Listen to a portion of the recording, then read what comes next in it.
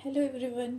UPSC ने 2024 और 2025 दोनों साल लगातार एक सवाल पूछा है आइसोथर्म के बारे में, समताप रेखाओं के बारे में। तो चलिए सीखते हैं कि समताप रेखाएं वो होती हैं जो समान तापमान वाले बिंदुओं को जोड़ने वाली रेखाएं होती हैं, उन्हें हम समताप रेखा कहते हैं। और ये ज़्यादातर ये उत्तरी गोलार्ध में करके यूपीएससी पूछता है, क्योंकि दक्षिणी गोलार्ध में आपको भी पता है कि ज़्यादातर समुद्र हैं और स्थल है नहीं, तो वो ज़्यादा लाइनें फ्लक्चुएट नहीं करती हैं, सिर्फ थोड़ा बहुत ही उनमें अंतर आता है। तो जब भी पूछता है, दोनों साल पूछा है, उत्तरी गोलार्ध को लेकर पूछा है। तो चलिए सीखते हैं क्या होता है कि ज़मीन जल्दी गर्म होता है और जल्दी ठंडा होता है। सागर देर से गर्म होता है, देर से ठंडा होता है। तो फिर इसलिए जनवरी में ज़मीन ठंडी है, जनवरी फरवरी की ठंडक, ज़मीन ठंडी है। अब अगर हम ज़मीन से सागर की तरफ लाइन ड्रॉ करें, क्योंकि समान तापमान वाले बिंदुओं को हम ड्रॉ करेंगे या फिर काल्पनिक रेखा होती है, तो उस हिसाब से जितनी ठंडक यहाँ पे है, हमें सागर पे जाके सेम तल पर उतनी ठंडक नहीं मिलेगी।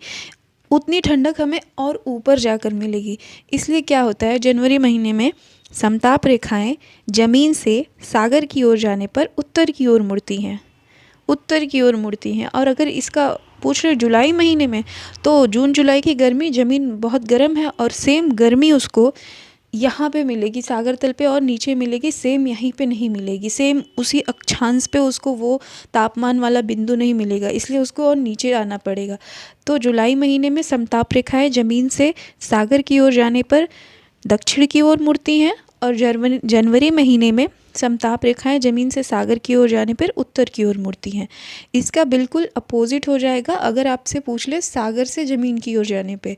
आपसे पूछ ले अगर कि सागर से ज़मीन की ओर जाने पे किधर मुड़ती हैं, तो बस इसका उल्टा कर दीजिएगा। समझ रहे हैं कि ज़मीन से सागर की ओर जा रहे थे जनवरी महीने में, तो उत्तर मुड़ रहा था। अगर पूछ ले जनवरी महीने में सागर से ज़मीन की ओर जाएंगे तो कहाँ को मुड़ेगा, दक्षिण को मुड़ेगा। पूछ ले जुलाई महीने में, तो फिर उत्तर को मुड़ेगा। ये दो याद कर लीजिए, और A4 शीट स्टिकी नोट पे कहीं से भी ऐसे इसको बना के लगा दीजिए, आपको एक कॉन्सेप्ट याद हो जाएगा।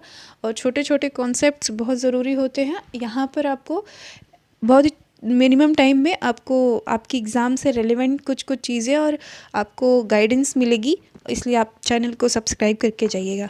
Thank you.